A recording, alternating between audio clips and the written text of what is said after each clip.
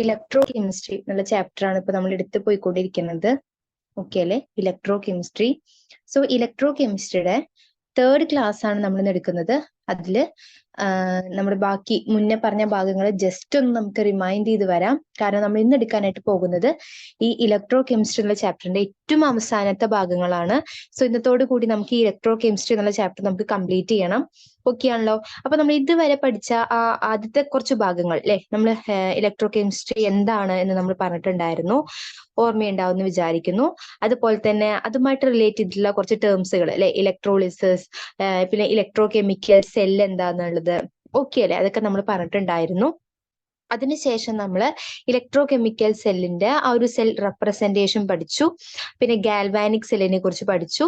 പിന്നെ അവിടെ salt bridge നമ്മൾ പഠിച്ചിട്ടുണ്ടായിരുന്നു അല്ലെ. ആ സോൾട്ട് ബ്രിഡ്ജിന്റെ ആ ഒരു ഇമ്പോർട്ടൻസ് എന്താണ്, അതിന്റെ ഫങ്ഷൻസ് എന്താണ്, അതുപോലെ ഇലക്ട്രോഡ് പൊട്ടൻഷ്യൽ ഓർമ്മയുണ്ടാവും അല്ലെ. Standard electrode potential E0 cell എന്നൊക്കെ പറഞ്ഞിട്ട് രീതിയിൽ നമ്മൾ ഓക്കെ അത് നമ്മൾ നോക്കിയിട്ടുണ്ടായിരുന്നു. പിന്നെ നമ്മൾ SHE അല്ലെങ്കിൽ NHE അതൊക്കെ എന്തായിരുന്നു, സ്റ്റാൻഡേർഡ് ഹൈഡ്രജൻ ഇലക്ട്രോഡ് അഥവാ നോർമൽ ഹൈഡ്രജൻ ഇലക്ട്രോഡ്. ഓക്കെ അല്ലെ? അതെന്താന്ന് നമ്മൾ നോക്കിയിട്ടുണ്ടായിരുന്നു. ഓക്കെ, പിന്നെ അതിനുശേഷം നമ്മൾ അതിന്റെ സെൽ റെപ്രസെന്റേഷൻ നമ്മൾ നോക്കി അല്ലെ. സെൽ റെപ്രസെന്റേഷൻ നമ്മൾ നോക്കി ശേഷം നമ്മൾ എന്താണ് അതുമായിട്ട് റിലേറ്റ് ചെയ്തിട്ടുള്ള ഇലക്ട്രോ കെമിക്കൽ സെൽ എന്താ നമ്മൾ നോക്കി. പിന്നെ അതിന്റെ അപ്ലിക്കേഷൻസ് അല്ലെ. ഓക്കെ അല്ലെ? അപ്ലിക്കേഷൻസ് നമ്മൾ എവിടേക്കാണ് ഇലക്ട്രോ കെമിക്കൽ സെല്ലുകളുടെ അപ്ലിക്കേഷൻസ് വരുന്നിട്ടുണ്ടായിരുന്നത് അല്ലെ, അതൊക്കെ നമ്മൾ നോക്കി. പിന്നെ നേൺസ്റ്റ് ഇക്വേഷൻ എഴുതാനായിട്ട് നമ്മൾ പഠിച്ചു അല്ലെ. ഓർമ്മയുണ്ടാവും എന്ന് വിചാരിക്കുന്നു. ഈ Mn plus bar M equal to E0 Mn plus bar M minus RT/NF log 1 molar concentration of Mn plus അല്ലെ. ഞാൻ ജസ്റ്റ് പറഞ്ഞു എന്ന് മാത്രം അല്ലെ. നമ്മൾ പഠിച്ചു കഴിഞ്ഞ കാര്യങ്ങളായിരുന്നു അല്ലെ. അതുമായിട്ട് ഗിബ്സ് എനർജി ആയിട്ടുള്ള ആ ഒരു ബന്ധം നമ്മൾ നോക്കി. പിന്നെ നമ്മൾ കണ്ടക്റ്റൻസിലേക്ക് അത് കടന്നത്. കണ്ടക്റ്റൻസ് ഓർമ്മയുണ്ടോ? നല്ല സ്പെസിഫിക് കണ്ടക്റ്റൻസ് K, അതുപോലെ സ്പെസിഫിക് റെസിസ്റ്റൻസ് റോ എന്നുള്ള ലെറ്റർ, അതുമായിട്ട് റിലേറ്റ് ചെയ്തിട്ടുള്ള കാര്യങ്ങൾ നമ്മൾ പഠിച്ചിട്ടുണ്ടായിരുന്നു. പിന്നെ നമ്മൾ മോളാർ കണ്ടക്റ്റൻസ് എന്നുള്ള ഭാഗം നമ്മൾ കഴിഞ്ഞ ക്ലാസ്സിൽ നമ്മൾ ഡിസ്കസ് ചെയ്ത് വന്നിട്ടുണ്ടായിരുന്നത്.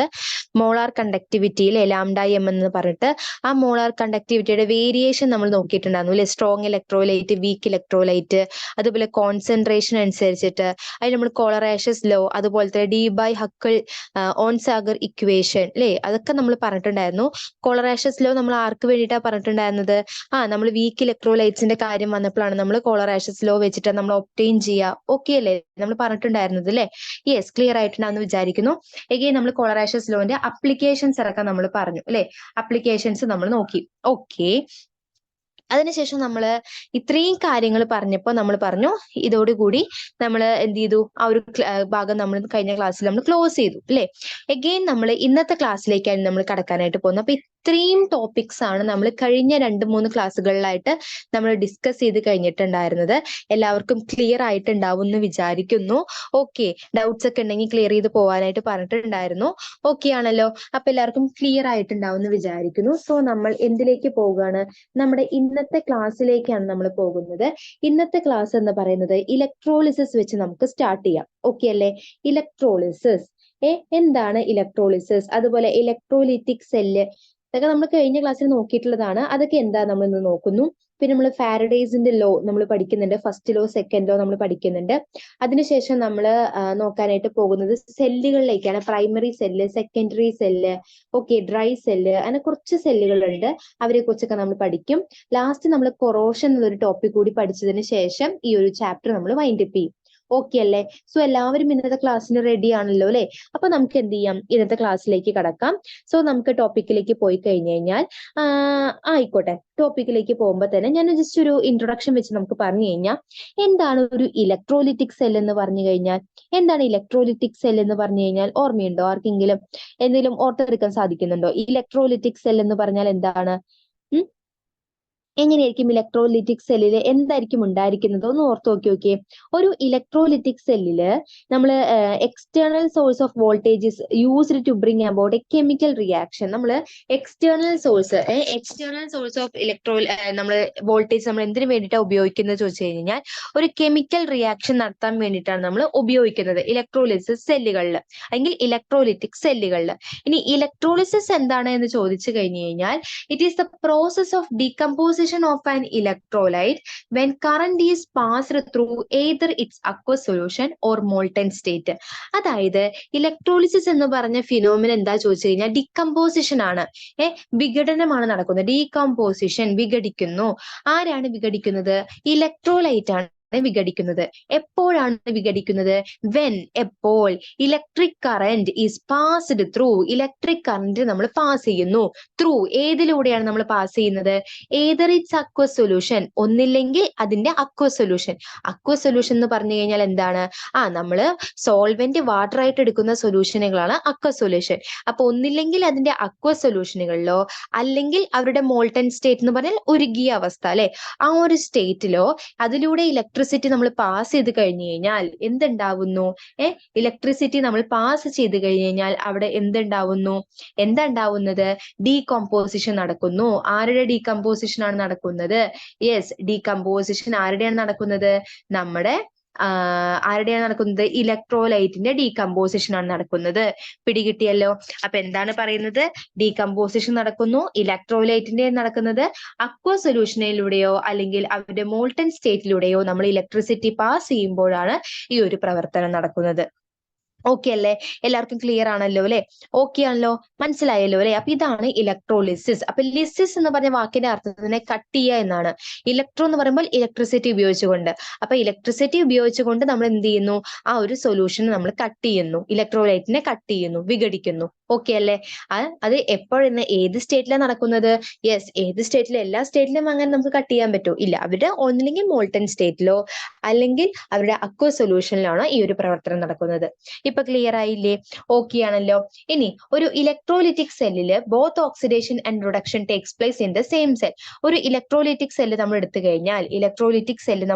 കഴിഞ്ഞാൽ അതില് ഓക്സിഡേഷനും റിഡക്ഷനും ഒരേ സെല്ലിൽ തന്നെയാണ് നടക്കുന്നത്. ഓക്കെ അല്ലേ? പിടികിട്ടിയോ? ഒരു ഇലക്ട്രോലിറ്റിക് സെല്ല് നമ്മൾ എടുത്തു കഴിഞ്ഞു കഴിഞ്ഞാൽ അതിൽ ഓക്സിഡേഷനും റിഡക്ഷനും എവിടെയാണ് നടക്കുന്നത്? ഒരേ സെല്ലിൽ തന്നെയാണ് ഓക്സിഡേഷനും റിഡക്ഷനും നടക്കുന്നത്. ഇനി അതിൽ തന്നെ ആനോഡ് എന്ന് പറയുന്നത് ഈസ് പോസിറ്റീവ്ലി ചാർജ്ഡ്. ആനോഡ് എന്ന് പറയുന്നത് എങ്ങനെയായിരിക്കും? പോസിറ്റീവ്ലി ചാർജ്ഡ് ആയിരിക്കും. ആനോഡ് പോസിറ്റീവ്ലി ചാർജ്ഡ് ആയിരിക്കും. And cathode is negatively charged. അപ്പൊ ആനോഡ് എന്ന് പറയുന്നത് എങ്ങനെയാണ്? പോസിറ്റീവ്ലി ചാർജ്ഡ് ആയിരിക്കും. അതുപോലെ കാഥോഡ് എന്ന് പറയുന്നത് നെഗറ്റീവ്ലി ചാർജ്ഡ് ആയിരിക്കും. ഓക്കെ അല്ലേ? In electrolytic cell. അപ്പോൾ ഒരു ഇലക്ട്രോലിറ്റിക് സെല്ലില് ഓക്സിഡേഷനും റിഡക്ഷനും നടക്കുന്നത് ഒരേ സെല്ലിൽ തന്നെയാണ്. അതിൽ ആനോഡ് പോസിറ്റീവും കാഥോഡ് നെഗറ്റീവും ആയിരിക്കും. അപ്പൊ ഇലക്ട്രോലിറ്റിക് സെല്ലും ഇലക്ട്രോ കെമിക്കൽ സെല്ലും ഒന്ന് മനസ്സിലേക്ക് കൊണ്ടുവരണേ. ഇലക്ട്രോ കെമിക്കൽ സെല്ലിൽ നമ്മൾ പറഞ്ഞതിൽ വ്യത്യാസങ്ങൾ ഉണ്ടായിരുന്നു അല്ലെ? ഇലക്ട്രോ കെമിക്കൽ സെല്ലുകൾ നമ്മൾ പഠിച്ചിട്ടുണ്ടായിരുന്നു, ഓർമ്മയുണ്ടായിരുന്നോ? ഇലക്ട്രോ കെമിക്കൽ സെല്ലുകൾ നമ്മൾ പഠിച്ചിട്ടുണ്ടായിരുന്നു അല്ലെ? ഇലക്ട്രോ കെമിക്കൽ സെല്ലുകളിൽ നമ്മൾ ആനോഡ് നമ്മൾ നെഗറ്റീവായിട്ടും കാഥോഡ് പോസിറ്റീവായിട്ടുമാണ് നമ്മൾ കൺസിഡർ ചെയ്തിട്ടുണ്ടായിരുന്നു അല്ലെ? ഓക്കെ ആണല്ലോ അല്ലെ? അതുപോലെ ആനോഡിലെ ഓക്സിഡേഷനും കാഥോഡിലെ റിഡക്ഷൻ എന്നൊക്കെ നമ്മൾ പഠിച്ചിട്ടുണ്ടായിരുന്നത് അല്ലെ? എന്നാൽ ഇലക്ട്രോലിറ്റിക് സെല്ലിലേക്ക് വരുന്ന സമയത്ത് ആനോഡ് പോസിറ്റീവും കാഥോഡ് നെഗറ്റീവുമായിട്ട് മാറുന്നു. During electrolysis of molten electrolyte cations are liberated at cathode while anions are liberated at anode. അപ്പൊ എന്തുണ്ടാവുന്നത്? ഡ്യൂറിംഗ് ഇലക്ട്രോളിസിസ് നടക്കുന്ന സമയത്ത് എന്തുണ്ടാവുന്നു? കാറ്റയോൺസ് കാഥോഡിൽ ലിബറേറ്റ് ചെയ്യുന്നു. കാരണം നെഗറ്റീവ്ലി ചാർജ്ഡ് ആണല്ലേ? അപ്പൊ കാറ്റയോൺസ് എവിടെ ലിബറേറ്റ് ചെയ്യുന്നു? കാഥോഡിൽ ലിബറേറ്റ് ചെയ്യുന്നു. കാറ്റയോൺസ് കാഥോഡിൽ ലിബറേറ്റ് ചെയ്യുന്നു. എന്നാൽ ആനയോൺസ് എവിടെയാണ് ലിബറേറ്റ് ചെയ്യുന്നത്? അറ്റ് ആനോഡ് അല്ലെ? ആനയോൺസ് ആനോഡിൽ ലിബറേറ്റ് ചെയ്യുന്നു. ഓക്കെ അല്ലേ? പിടികിട്ടിയല്ലോ. When two or more ions combinate at the electrode, the ion with higher reduction potential gets liberated at the cathode, while the ion with lower reduction potential at the anode. അപ്പൊ എന്താ പറയുന്നത്? ഒന്നിൽ കൂടുതൽ അല്ലെങ്കിൽ രണ്ടിൽ കൂടുതൽ ions ഇലക്ട്രോഡിലേക്ക് വരാൻ വേണ്ടി മത്സരിക്കുകയാണെന്നുണ്ടെങ്കിൽ, രണ്ടിൽ കൂടുതൽ ഇലക്ട്രോൺസ്, ഇപ്പൊ 2 ഇലക്ട്രോൺസ് ഒക്കെ ആണെങ്കിൽ നമുക്ക് കുഴപ്പമില്ല. പക്ഷെ രണ്ടിൽ കൂടുതൽ ടൈപ്പ് ഓഫ് ഇലക്ട്രോൺസ് എന്ത് ചെയ്യാണ്? ഈ ഒരു ഇലക്ട്രോഡിലേക്ക് വരാനായിട്ട് കോമ്പറ്റേറ്റ് ചെയ്യണം. അവര് മത്സരിക്കുകയാണെന്നുണ്ടെങ്കിൽ ഏത് അയോണിനാണോ ഹയർ റിഡക്ഷൻ പൊട്ടൻഷ്യൽ ഉള്ളത്, അറിയാലോ റിഡക്ഷൻ പൊട്ടൻഷ്യൽ ഒക്കെ നമ്മൾ പഠിച്ചിട്ടുണ്ടല്ലേ? ഏത് അയോണിനാണോ ഹയർ റിഡക്ഷൻ പൊട്ടൻഷ്യൽ ഉള്ളത് അവരായിരിക്കും കാഥോഡിൽ ലിബറേറ്റ് ചെയ്യുന്നത്. അതുപോലെ ഏത് അയോണിനാണോ ലോവർ റിഡക്ഷൻ പൊട്ടൻഷ്യൽ ഉള്ളത് അവർ ആനോഡിലും ലിബറേറ്റ് ചെയ്യും. ഇപ്പൊ പിടികിട്ടിയോ? അപ്പൊ നമ്മൾ പറഞ്ഞു ആനോഡില് ആനയോൺസ് ആനോഡിൽ ലിബറേറ്റ് ചെയ്യുന്നു, കാറ്റയോൺസ് കാഥോഡിൽ ലിബറേറ്റ് ചെയ്യുന്നു എന്ന് നമ്മൾ പറഞ്ഞു. അതിൽ തന്നെ 2ൽ കൂടുതൽ അയോണുകൾ ഉണ്ട് എന്നുണ്ടെങ്കിൽ ഏതിനാണോ ഹയർ റിഡക്ഷൻ പൊട്ടൻഷ്യൽ അവർ എവിടെ ലിബറേറ്റ് ചെയ്യും? കാഥോഡിൽ ലിബറേറ്റ് ചെയ്യുന്നു. ലോവർ റിഡക്ഷൻ പൊട്ടൻഷ്യൽ ഉള്ള ആൾക്കാര് ആനോഡിലായിരിക്കും ലിബറേറ്റ് ചെയ്യുന്നുണ്ടാവുന്നത്. ഓക്കെ അല്ലേ? ഈ പറഞ്ഞ കാര്യങ്ങൾ മനസ്സിലായല്ലോ. അപ്പൊ ഇലക്ട്രോളിസിസ് എന്ന് പറഞ്ഞാൽ എന്താണ്? ഇലക്ട്രിസിറ്റി കൊടുത്തുകൊണ്ട് ഒരു ഇലക്ട്രോലൈറ്റിന്റെ മോൾട്ടൺ സ്റ്റേറ്റിലോ അല്ലെങ്കിൽ അക്വ സൊല്യൂഷനിലോ ഉള്ള ഇലക്ട്രോലൈറ്റിലേക്ക് ഇലക്ട്രിസിറ്റി നമ്മൾ പാസ് ചെയ്യുമ്പോൾ അവിടെ എന്തുണ്ടാവുന്നു? ആ ഇലക്ട്രോലൈറ്റ് വിഘടിക്കുന്നു അല്ലെങ്കിൽ ഡീകമ്പോസ് ചെയ്യുന്നു. ഓക്കെ അല്ലേ? ആ ഒരു ഫിനോമിനയാണ് നമ്മൾ ഇലക്ട്രോളിസിസ് എന്ന് പറയുന്നത്. ഇലക്ട്രോളിസിസ് ഒരു ഇലക്ട്രോലിറ്റിക് സെല്ലില് ആനോഡ് എന്ന് പറയുമ്പോൾ ഓക്സിഡേഷനും റിഡക്ഷനും ഒരേ സെയിം സെല്ലിൽ തന്നെയായിരിക്കും നടക്കുന്നുണ്ടാവുന്നത്. അതിൽ ആനോഡ് എന്ന് പറയുന്നത് പോസിറ്റീവ് ആയിരിക്കും, അതുപോലെ കാഥോഡ് എന്ന് പറയുന്നത് നെഗറ്റീവ് ആയിരിക്കും. ഇനി ആനോഡിൽ ആനിയോൺസ് ലിബറേറ്റ് ചെയ്യുന്നു, കാഥോഡിൽ കാറ്റയോൺസ് ലിബറേറ്റ് ചെയ്യുന്നു. 2ൽ കൂടുതൽ ഇലക്ട്രോൺസ് ഒരു ഇലക്ട്രോഡിലേക്ക് വരാനായിട്ട് കോമ്പറ്റേറ്റ് ചെയ്യുകയാണെന്നുണ്ടെങ്കിൽ ഏത് അയോണിനാണോ ഹയർ റിഡക്ഷൻ പൊട്ടൻഷ്യൽ അവര് കാഥോഡിൽ ലിബറേറ്റ് ചെയ്യുന്നു, ആർക്കാണോ ലോവർ റിഡക്ഷൻ പൊട്ടൻഷ്യൽ അവർ ആനോഡിലും ലിബറേറ്റ് ചെയ്യുന്നു. ഓക്കെ അല്ലേ? ഇത്രയും പറഞ്ഞ കാര്യങ്ങൾ ക്ലിയർ ആണല്ലോ? യെസ്. ഇനി എന്താ പറയുന്നത് നോക്കി.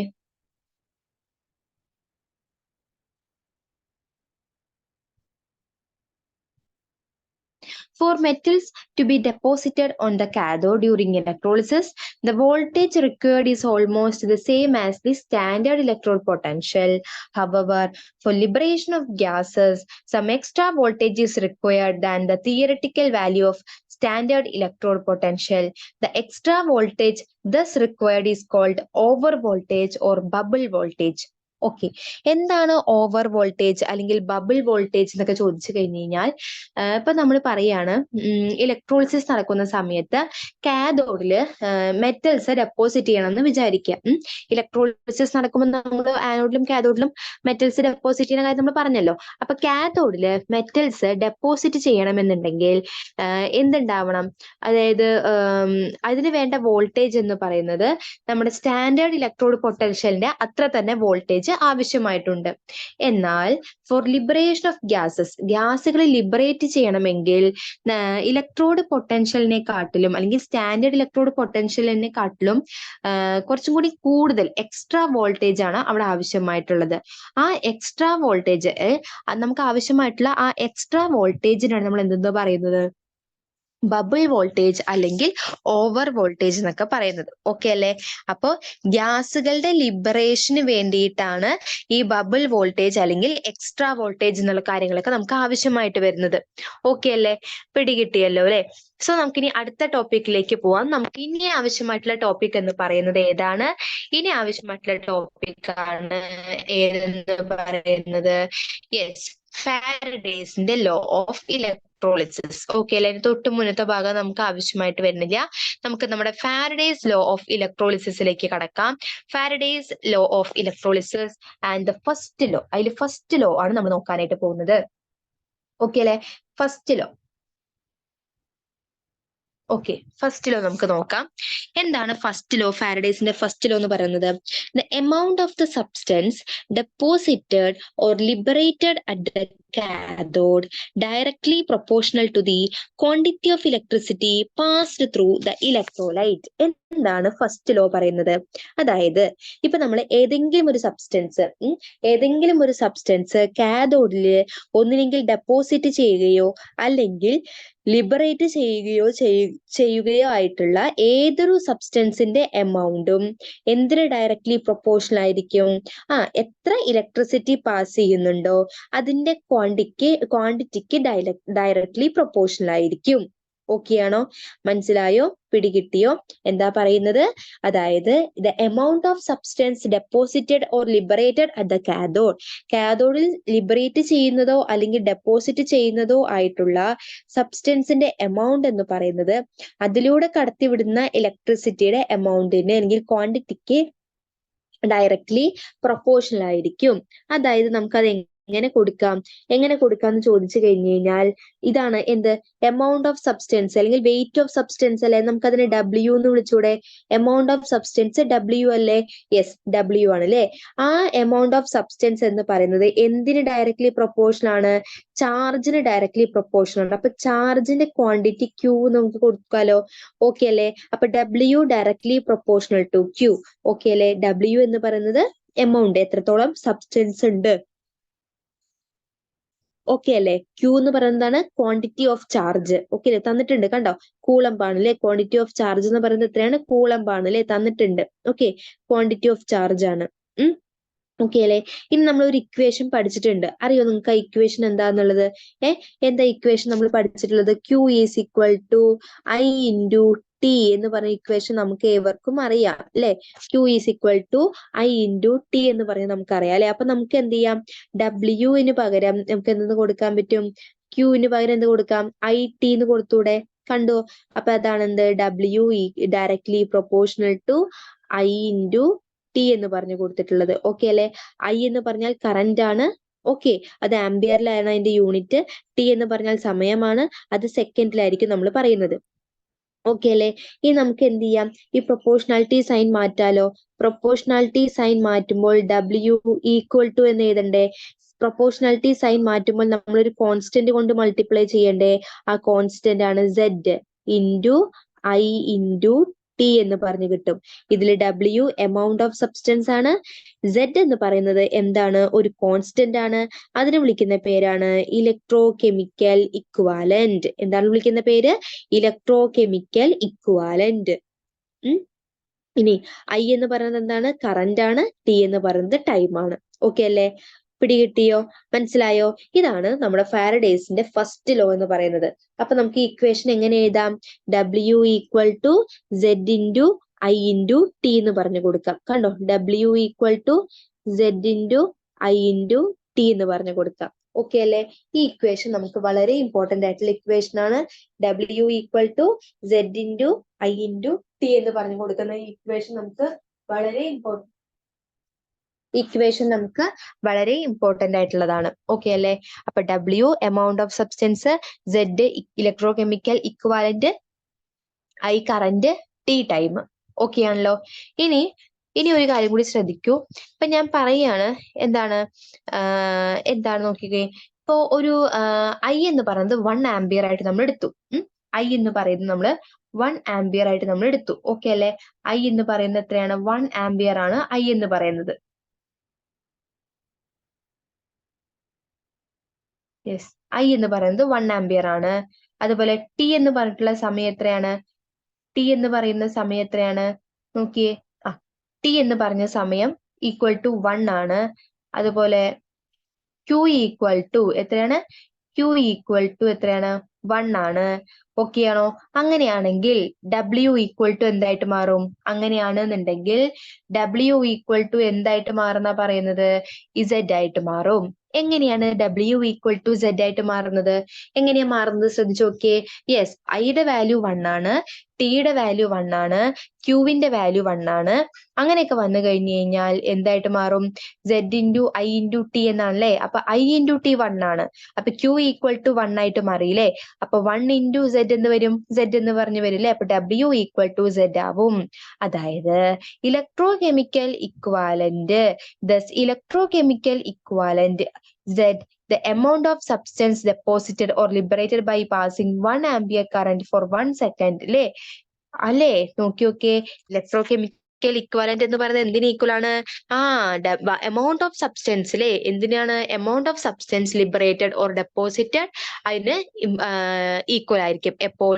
1 ആംപിയർ കറന്റ് 1 സെക്കൻഡ് സമയത്തേക്ക് നമ്മൾ കടത്തിവിട്ട് കഴിഞ്ഞു കഴിഞ്ഞാൽ ഇലക്ട്രോ കെമിക്കൽ ഇക്വാലന്റും amount of substance liberated or ഡെപ്പോസിറ്റഡും ഈക്വൽ ആയിട്ട് വരും.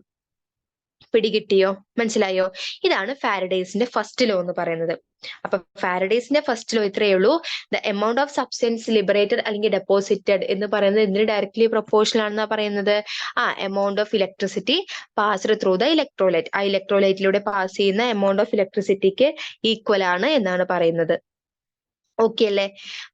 മനസ്സിലായല്ലോ അല്ലെ? ഇനി നമുക്ക് എന്ത് ചെയ്യാം? സെക്കൻഡ് ലോയിലേക്ക് പോവാം. ഓക്കെ, അടുത്തതാണ് second law. second law.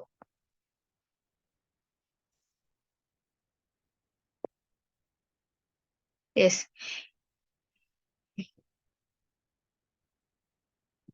When the same quantity of electricity is passed through different electrolytes, the amount of the substance deposited or liberated at the electrode are directly proportional to their equivalent weight.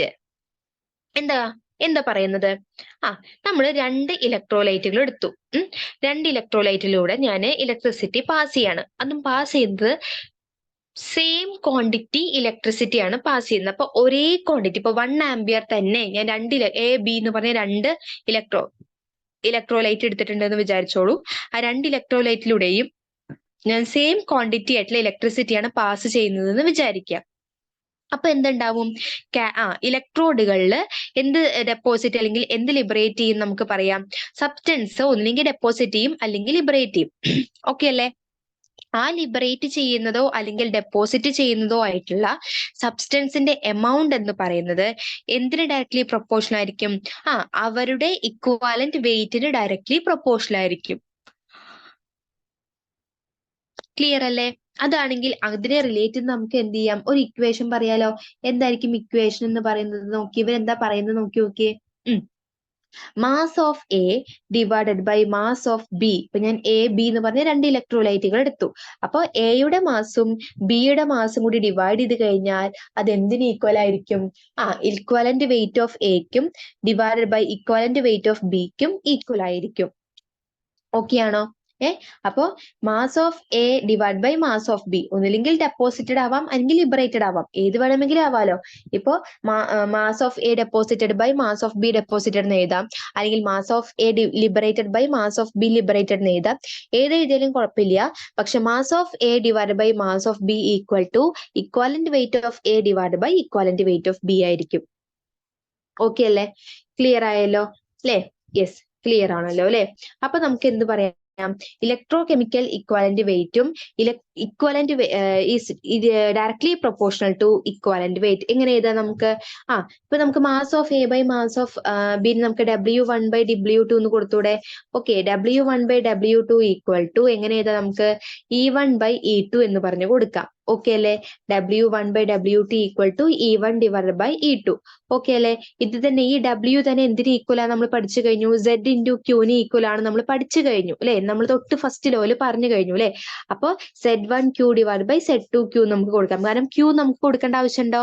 Q1 Q2 എന്ന് പറഞ്ഞു കൊടുക്കേണ്ട ആവശ്യമുണ്ടോ? Q1 Q2 എന്ന് പറഞ്ഞു കൊടുക്കേണ്ട ആവശ്യമില്ല. എന്തുകൊണ്ടാണ് Q1 Q2 എന്ന് പറഞ്ഞു കൊടുക്കേണ്ട ആവശ്യമില്ല എന്ന് പറയുന്നത്? കാരണം സെയിം ക്വാണ്ടിറ്റി ഇലക്ട്രിസിറ്റിയാണ് നമ്മൾ പാസ് ചെയ്യുന്നത് അല്ലെ? ഇപ്പൊ 1 ആംപിയർ തന്നെയാണെങ്കിൽ 1 ആംപിയർ തന്നെയാണ് എയിലൂടെയും ബിയിലൂടെയും നമ്മൾ പാസ് ചെയ്യുന്നത് അല്ലെ? ഓക്കെ അല്ലെ? അപ്പൊ സെയിം ക്വാണ്ടിറ്റി ഇലക്ട്രിസിറ്റി ആയതുകൊണ്ടാണ് നമ്മൾ Q1 Q2 എന്ന് പറഞ്ഞു കൊടുക്കേണ്ട ആവശ്യമില്ല എന്ന് പറയുന്നത്. പിടികിട്ടിയല്ലോ? So Z1Q divide by Z2Q equal to E1 by E2. Okay അല്ലെ? അതുകൊണ്ടാണ് നമ്മൾ എന്ത് പറയുന്നത്? ഇലക്ട്രോ കെമിക്കൽ ഇക്വാലന്റ് വെയിറ്റും തമ്മിൽ ഡയറക്ട്ലി പ്രൊപ്പോർഷണൽ ആണ് എന്ന് പറയുന്നത്. ഇപ്പൊ ലോ കിട്ടിയോ? ഓക്കെ അല്ലേ? ഇതാണ് ഫാരഡേസിന്റെ സെക്കൻഡ് ലോ എന്ന് പറയുന്നത്. ഓക്കെ, പിടികിട്ടിയല്ലോ? ഫാരഡേസിന്റെ സെക്കൻഡ് ലോ എന്ന് പറയുന്നത് ഇതാണ്. അതുപോലെ ഇവിടെ ഓർത്തിരിക്കേണ്ട മറ്റൊരു കാര്യമുണ്ട്. അതെന്താന്ന് ചോദിച്ചു കഴിഞ്ഞു കഴിഞ്ഞാൽ, ഇവിടെ ഓർത്തിരിക്കേണ്ട ഒരു കാര്യം കൂടിയുണ്ട്. അതെന്താന്ന് നോക്കിക്കഴിഞ്ഞു കഴിഞ്ഞാൽ എന്താ ചോദിച്ചു കഴിഞ്ഞാൽ, അതായത് the quantity of electricity required to liberate അല്ലെങ്കിൽ deposit 1 gram equivalent of any substance. അതായത് ഏതൊരു സബ്സ്റ്റൻസിനെയും ലിബറേറ്റ് ചെയ്യുന്നതോ ഡെപ്പോസിറ്റോ ചെയ്യുന്നതോ ആയിട്ടുള്ള 1 gram equivalent weight of any സബ്സ്റ്റൻസിന് നമുക്ക് ഫാരഡേസ് കോൺസ്റ്റന്റ് F എന്ന് പറയാം. അതിനൊരു വാല്യൂ ഉണ്ട്. ആ വാല്യൂ ഒന്ന് ഓർത്ത് വെക്കണം. അതൊന്നും ഇമ്പോർട്ടന്റ് ആണ്. 1 Faraday equal to 96 equal to എന്ന് പറഞ്ഞാൽ നമുക്ക് ക്ലിയർലി ഈക്വൽ ടു പറയാൻ പറ്റില്ല. Approximately equal to 96,500. ഈ വാല്യൂ ഒന്ന് പഠിച്ചു വെച്ചോളണേ. 96,500 കൂളം പെർ മോൾ എന്ന് പറഞ്ഞു കിട്ടും. ഇതാണ് അതിന്റെ യൂണിറ്റ്. ഓക്കെ അല്ലെ? ഈ വാല്യൂ ഒന്ന് പഠിച്ചു വെക്കണേ. ഏതൊരു സബ്സ്റ്റൻസിന്റെയും 1 gram ഇക്വലന്റ് വെയിറ്റ് എന്ന് പറയുന്നത് എന്തിന് ഈക്വൽ ആയിരിക്കും? 1 ഫാരഡേക്ക് ഈക്വൽ ആയിരിക്കും. അതിന്റെ വാല്യൂ ആണ് 96,500 96,500. ഓക്കെ അല്ലെ? 96,500 എന്ന് പറയും. കൂളംബ് പെർ മോൾ എന്ന് വരും അതിന്റെ യൂണിറ്റ്. ഓക്കെ അല്ലെ? അതൊന്ന് നോക്കി വെക്കണം. എന്തുകൊണ്ടാ വെച്ച് കഴിഞ്ഞാൽ ഇത് നമുക്ക് പ്രോബ്ലംസ് ചെയ്യുമ്പോഴൊക്കെ നമുക്ക് ആവശ്യമായിട്ടുണ്ട്. ഓക്കെ അല്ലെ?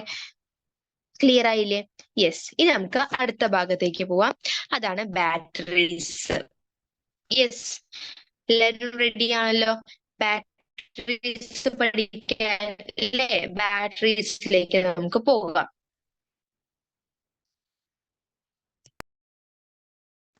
Yes, batteries. എന്താണ് ബാറ്ററി എന്ന് പറഞ്ഞു കഴിഞ്ഞാൽ? എന്താണ് ബാറ്ററി എന്ന് പറഞ്ഞു കഴിഞ്ഞാൽ, ബാറ്ററീസ് എന്ന് പറഞ്ഞാൽ these are sources of electrical energy which may have one or more cells connected in series.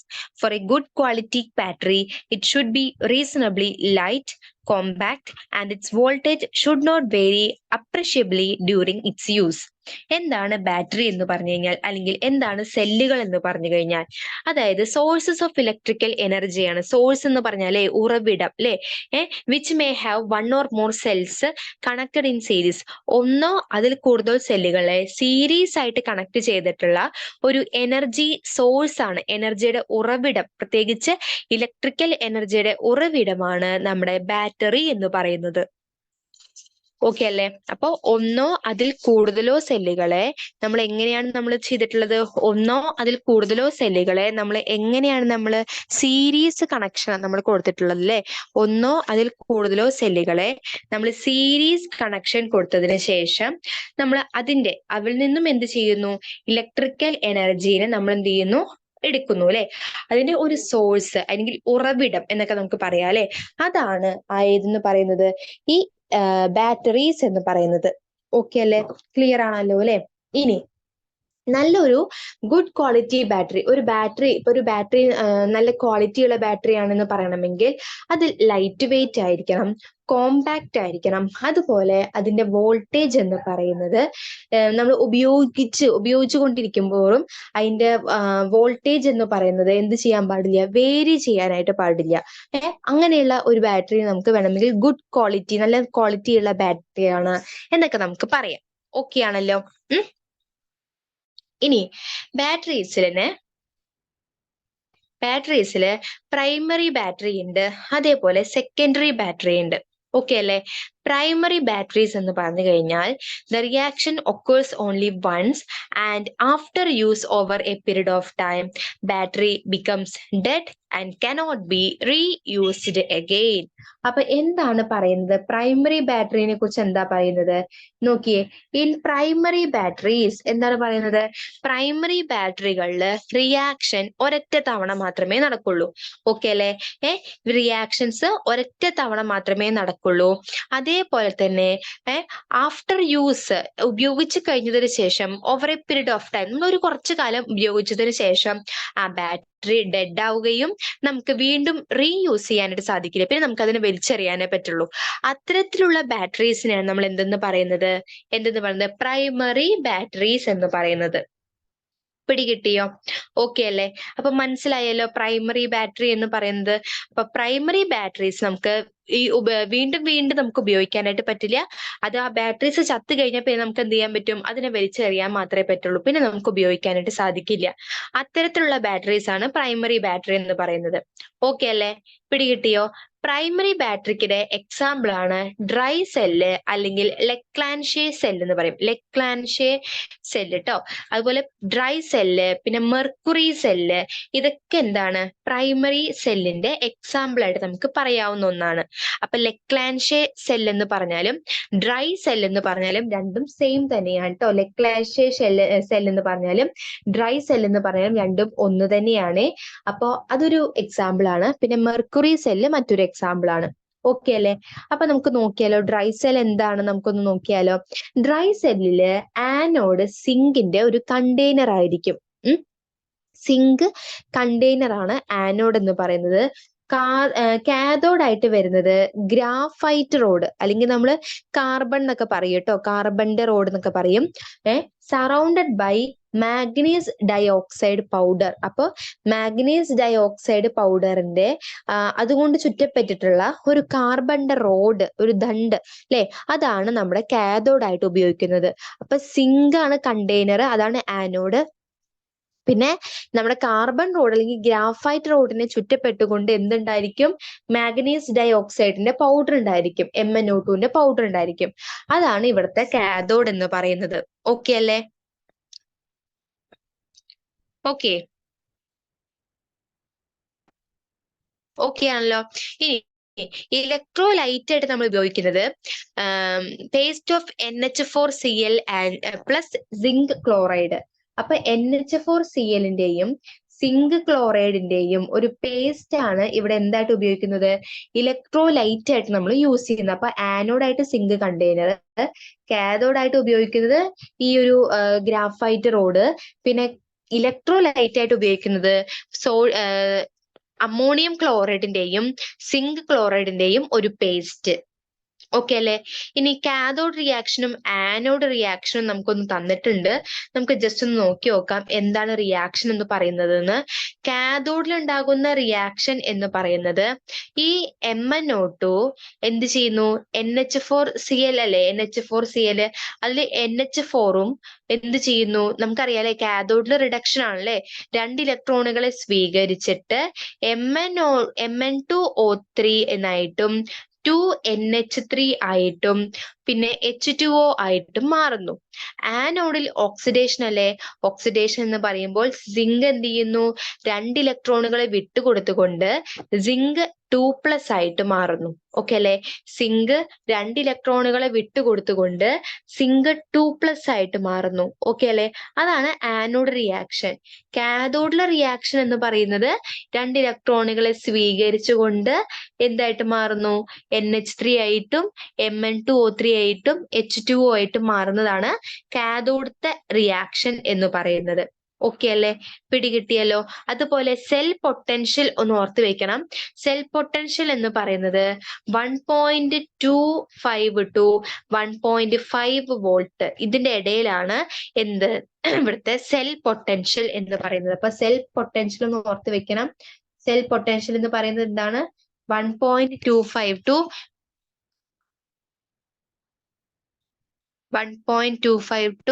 1.5 volt ആയിരിക്കും സെൽ പൊട്ടൻഷ്യൽ വരുന്നുണ്ടാവുന്നത്.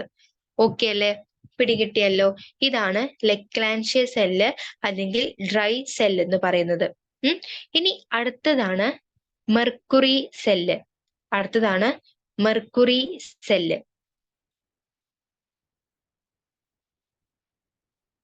മെർക്കുറി സെല്ല്, അപ്പൊ ഡ്രൈ സെല്ല് ഒരു എക്സാമ്പിള്, മെർക്കുറി സെല്ല് അടുത്ത എക്സാമ്പിൾ ആണ്. അവിടെ ആനോഡായിട്ട് നമ്മൾ ഉപയോഗിക്കുന്നത് സിങ്ക് മെർക്കുറി അമാൽഗം. നിങ്ങൾ കേട്ടിട്ടുണ്ടാവും അല്ലെ, സിങ്ക് മെർക്കുറി അമാൽഗം എന്ന്. സിങ്ക് മെർക്കുറി അമാൽഗമാണ് നമ്മളുടെ എന്തായിട്ട് ഉപയോഗിക്കുന്നത്? ആനോഡായിട്ട് ഉപയോഗിക്കുന്നത്. പിന്നെ മെർക്കുറിക് ഓക്സൈഡിന്റെയും കാർബണിന്റെയും ഒരു പേസ്റ്റ് ആണ് നമ്മൾ കാഥോഡായിട്ട് യൂസ് ചെയ്യുന്നത്. പേസ്റ്റ് ഓഫ് മെർക്കുറിക് ഓക്സൈഡും കാർബണുമാണ് ഇവിടെ കാഥോഡായിട്ട് നമ്മൾ യൂസ് ചെയ്യുന്നത്. ഓക്കെ,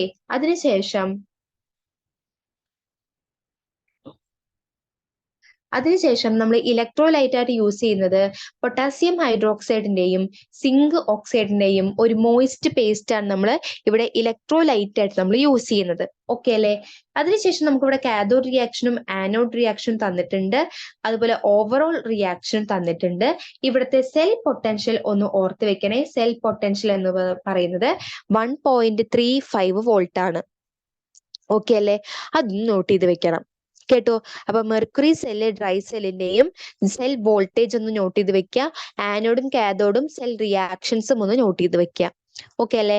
അപ്പൊ ഇതൊക്കെ നമ്മൾ എന്ത് ചെയ്യണം? ഉപയോഗിച്ച് കഴിഞ്ഞ് ചത്ത് കഴിഞ്ഞപ്പോ നമുക്ക് എന്ത് ചെയ്യണം?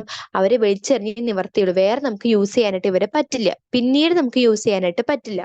ഓക്കെ അല്ലെ? ഇനി നമുക്ക് ഇതിൽ വരുന്ന രണ്ടാമത്തെ ടൈപ്പ് സെക്കൻഡറി ബാറ്ററീസിനെ കുറിച്ച് നോക്കിയാലോ. These can be recharged and can be used again and again. നമുക്ക് എന്ത് ചെയ്യാൻ പറ്റും? ഇത്തരത്തിലുള്ള ബാറ്ററീസ് നമുക്ക് റീചാർജ് ചെയ്തിട്ട് ഉപയോഗിച്ചുകൊണ്ടേ ഇരിക്കാൻ പറ്റും. ഇപ്പൊ നമ്മളെ ഫോണിന്റെ ബാറ്ററി അല്ലെ, ഫോണിന്റെ ബാറ്ററി നമുക്ക് എന്ത് ചെയ്യാൻ പറ്റും? നമുക്ക് എന്ത് ചെയ്യാൻ പറ്റും? ഇങ്ങനെ ചാർജ് ചെയ്ത് നമുക്ക് യൂസ് ചെയ്തുകൊണ്ടിരിക്കാൻ പറ്റും. ബാറ്ററി ലോ ആയി കഴിഞ്ഞാൽ വീണ്ടും ബാറ്ററി ചാർജ് ചെയ്യാം. പിന്നെ ചില കളിപ്പാട്ടങ്ങള്, ടോർച്ച് അല്ലെ, പണ്ടത്തെ ടോർച്ചിന്റെ ബാറ്ററി ഒക്കെ നിങ്ങൾക്ക് അറിയായിരിക്കും അല്ലെ. നമുക്ക് ബാറ്ററി നമ്മൾ മാറ്റിയിടേണ്ട അവസ്ഥ വരാറുണ്ട് അല്ലെ. എന്നാൽ ഇപ്പോഴത്തെ ടോർച്ചൊക്കെ നമുക്ക് എന്താണ്, റീചാർജബിൾ ആണ് അല്ലെ, എമർജൻസി റീചാർജ് ചെയ്ത് ഉപയോഗിക്കാൻ പറ്റുന്നതാണ്. പിന്നെ നമ്മുടെ ചില ടോയ്സ് ഉണ്ട് അല്ലെ, നമ്മൾ കുറെ പണ്ടത്തെ കാലത്തെ കളിപ്പാട്ടങ്ങളൊക്കെ നിങ്ങൾക്ക് അറിയായിരിക്കും അല്ലെ. നമുക്ക് ബാറ്ററി ഇട്ട് ഓടി കഴിഞ്ഞ് കഴിഞ്ഞാൽ പിന്നെ ബാറ്ററി നമുക്ക് എന്ത് ചെയ്യണം, ചത്ത് കഴിഞ്ഞാൽ പിന്നെ ബാറ്ററി വീണ്ടും നമുക്ക് യൂസ് ചെയ്യാൻ പറ്റൂല. അത് വലിച്ചെറിഞ്ഞിട്ട് വേറെ ബാറ്ററി എടുക്കണം. അപ്പൊ നമ്മുടെ ക്ലോക്കിന്റെ ബാറ്ററി ഒക്കെ അറിയായിരിക്കും അല്ലെ, വേറെ ബാറ്ററി നമ്മൾ എടുക്കണം അല്ലെ. എന്നാൽ ഇപ്പോൾ കുറെ കളിപ്പാട്ടങ്ങളുണ്ടല്ലേ, നമുക്ക് ചാർജ് ചെയ്ത് വെച്ചിട്ട് നമുക്ക് ഉപയോഗിക്കാൻ പറ്റാവുന്നത് അല്ലെ. അപ്പൊ അങ്ങനെ ചാർജ് ചെയ്ത് ഉപയോഗിക്കാൻ പറ്റിയ പറയുമ്പോൾ ബാറ്ററിക്ക് വീണ്ടും നമ്മൾ എന്ത് കൊടുക്കണം, പവർ കൊടുത്ത് ബൂസ്റ്റ് ചെയ്യാണ് അല്ലെ, വീണ്ടും കുറച്ച് കാലം കൂടി ഓടാൻ വേണ്ടിയിട്ട്. അത്തരത്തിലുള്ള ബാറ്ററീസിനാണ് നമ്മൾ സെക്കൻഡറി ബാറ്ററി എന്ന് വിളിക്കുന്നത്. ഓക്കെ അല്ലെ. അപ്പൊ സെക്കൻഡറി ബാറ്ററി ഇനി മറന്നു പോവില്ലല്ലോ. Primary battery, secondary battery. Secondary ബാറ്ററീസിൽ വരുന്നതാണ് ഈ ലെഡ് സ്റ്റോറേജ് ബാറ്ററി. ഏതൊക്കെ വരുന്നത്? ലെഡ് സ്റ്റോറേജ് ബാറ്ററി വരുന്നുണ്ട്, നിക്കൽ കാഡ്മിയം സെല്ല് വരുന്നുണ്ട്. ഓക്കെ. അപ്പൊ ലെഡ് സ്റ്റോറേജ് ബാറ്ററിയിൽ നമ്മൾ എപ്പോഴും ആനോഡ് ആയിട്ട് യൂസ് ചെയ്യുന്നത് സ്പോഞ്ചി ലെഡ് ആയിരിക്കും. കാഥോഡ് ആയിട്ട് യൂസ് ചെയ്യുന്നത് ലെഡ് പാക്ഡ് വിത്ത് PbO2 ആയിരിക്കും. ഇലക്ട്രോലൈറ്റിൽ 38% സൾഫ്യൂരിക് ആസിഡ് ആണ് നമ്മൾ യൂസ് ചെയ്യുന്നത്. ഓക്കെ ആണല്ലോ. ആനോഡ് കാഥോഡ് റിയാക്ഷൻസ് നമുക്ക് തന്നിട്ടുണ്ട്, ഓവറോൾ റിയാക്ഷനും തന്നിട്ടുണ്ട്. ഓക്കെ അല്ലെ. ഇനി എന്ത് ചെയ്യുന്നു, നമ്മൾ റീചാർജ് ചെയ്ത് കഴിഞ്ഞ് കഴിഞ്ഞാൽ ഈ സെൽ റിയാക്ഷൻസ് ഒക്കെ എന്ത് ചെയ്യുന്നു, റിവേഴ്സ് ചെയ്യുന്നു. ഓക്കെ അല്ലെ. നമ്മൾ റീചാർജ് ചെയ്ത് കഴിഞ്ഞ് കഴിഞ്ഞാൽ സെൽ റിയാക്ഷൻസ് ഒക്കെ എന്ത് ചെയ്യുന്നു, റിവേഴ്സ് ചെയ്യുന്നു. എന്നിട്ട് നമുക്ക് എന്ത് ചെയ്യുന്നു, വീണ്ടും ഇത് ഉപയോഗിക്കാനായിട്ട് പറ്റും. ഓക്കെ അല്ലെ. നമ്മൾ റീചാർജ് ചെയ്യുന്ന സമയത്ത് ബാറ്ററിയിൽ സെൽ റിയാക്ഷൻ റിവേഴ്സ് ചെയ്യുന്നു. അപ്പൊ PbSO4 on anode is converted to Pb. അതായത് നമ്മളിതിൽ എന്താ പറഞ്ഞത്, Pb plus SO4 2- give PbSO4 plus 2 electrons എന്നല്ലേ പറയുന്നത്. നോക്കിയേ, ഇവിടെ എന്താ നമ്മൾ പറയുന്നത് കണ്ടോ, PbSO4 2- കൂടി ചേർന്നിട്ട് PbSO4 ഉണ്ടാകുന്നു. അതിൽ നമ്മൾ ഇവിടെ പറഞ്ഞത് ആനോഡിൽ പറഞ്ഞത് അങ്ങനെയാണല്ലോ. ഓക്കെ. ആനോഡിൽ പറഞ്ഞത് PbSO4 കൂടി ചേർന്നിട്ട് PbSO4 ആയി മാറുന്നു എന്ന് നമ്മൾ പറഞ്ഞു അല്ലെ, ആനോഡില്. എന്നാൽ റീചാർജ് ചെയ്യുമ്പോൾ എന്തുണ്ടാവുന്നു, റീചാർജ് ചെയ്യുന്ന സമയത്ത് തിരിച്ചു നടക്കുന്നു. തിരിച്ചു നടക്കാന്ന് പറയുമ്പോൾ ഇത്